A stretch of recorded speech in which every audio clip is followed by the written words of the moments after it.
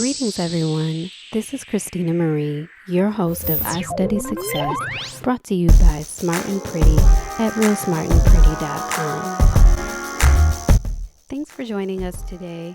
I kind of want to get into some of the things that people talk about with regard to quote unquote getting into real estate. A lot of times what the general public discusses when it comes to getting into real estate is what we visually see on a regular basis. We pass houses with signs in the yard. We see for sale signs and advertisements posted by real estate agents, licensed real estate professionals. And a lot of times that's the limit to which we know anything about real estate. But in reality, real estate is a little more diverse than that. There's so many different aspects to real estate transactions, and it seems that the general public is unaware of just how many ways people can utilize real estate for their benefit. Real estate is quite a valuable asset, in my opinion. Basically because of supply and demand. God is not making any more land. Therefore, the value of land is very high, especially in highly concentrated population areas.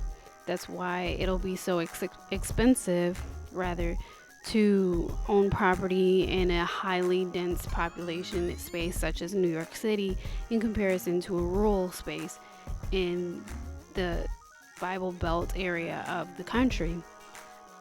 The land is more valuable, especially when more people want to live there. It's a high quality piece of land, and there's a limit to how much land people can actually own. So with that being said, it is extremely important to understand the dynamics of real estate and to use them to your benefit. Now, I like researching and studying and participating in land acquisition. There's more to real estate than being a real estate agent, but a lot of times we commonly refer to real estate just thinking about real estate agents and the sale of a property. And the problem with it is it's sales based. So when you're not working as a real estate agent, it is very hard to make money as an agent. If you're not producing results by closing on properties, then you're likely not making money as an agent. So even if you're already a licensed agent, I would suggest opening your mind to some other options. And in the blog, we've discussed, should I become a real estate agent or an investor? And what I noted was that I would do both. Being a real estate agent has its benefits. You have access to things like the MLS, and you have no limitations on accessing information that is very exclusive to people in the real estate industry. But as an investor, you have to use a different set of skills. And as we'll discuss, being an investor can be very useful. You get to interact with people who are utilizing real estate for the benefit of growing their wealth by way of acquiring properties for rent, short of maintaining the properties. Once the properties are actually paid off, those rents can actually, first of all, they can pay off the mortgage or the debt on the building. But secondly, that continuous stream of income is strictly passive. So as long as you maintain the property and you maintain it up to code and it's livable, it's nice for your residents to live in, it's absolutely useful to have that residual stream of income. In that sense, being an investor is more lucrative. Now, I understand that everybody can't jump out there and acquire a piece of rental property. There's a lot of due diligence that needs to go forward. There's a lot of action steps that you might need to plan out, and a lot of budgeting that you may need to do. But I would highly, highly, highly encourage anyone, especially a real estate agent, to diversify the way that you interact with the market and to include investing in your portfolio. Because here's the kicker, like I said before, as a real estate agent, your primary objective is sales. You want to close sales. But what if you're ill? What if you decide to have children? What if you're on maternity leave? What if you need to spend some time with a loved one? What if you just need to take a few weeks at a time to get away? If you're not actively pursuing the close of a sale, then how do you get paid? There's nothing wrong with sales whatsoever. Sales is a very impressive skill set to have under one's belt. Everyone should know how to sell. But at the end of the day, that can't be the only means by which you can afford to live.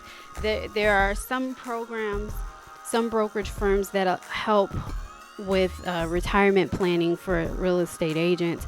But what if that's not in place? What if you work for a smaller broker and those sorts of things are not in place for you? How can you really retire knowing that you're going to be okay with income because you're not acquiring sales anymore? You're not closing deals anymore. Saving money is a good strategy, but saving money in itself is not going to allow you to live freely. So one of the main things that I really stress and focus on, especially in the blog, is real estate investing and strategies on investing and building your real estate portfolio. So this is more of an introduction, an idea of how to start thinking about real estate. Think about it beyond sales and beyond being an agent, beyond even the brokerage firm. Think about it outside of that and all of the different ways that you can acquire properties, all of the different ways that you can utilize those properties. You can fix and flip. You can flip them without fixing them. You can wholesale. You can invest and hold the properties for rental income. You can invest and hold the properties as a luxury item to yourself and just pay that off so that you can liquidate the asset if need be, or you can utilize it like a vacation home or just somewhere that you can use it for meetings, or you can allow your friends or your family to rent it out or whatever. There are so many different things that you can do with real estate once you've acquired it. It just takes a strategy to acquire those properties. It takes an exit plan if you desire to let go of the property, but it really requires you to think about how you're going to approach real estate and just look at it outside of the stereotypical paradigm. There are so much cost associated with becoming a real estate agent. I know this because I'm training to become one, because as I said, I would do both. But it can cost anywhere around $3,000 or so just to get your foot in the door, to get yourself licensed through the testing, get yourself state certified, get yourself in the door with a good broker.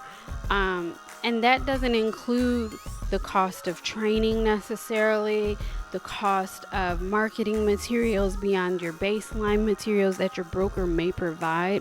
It doesn't include your time. You're coming out of money to become a real estate agent initially.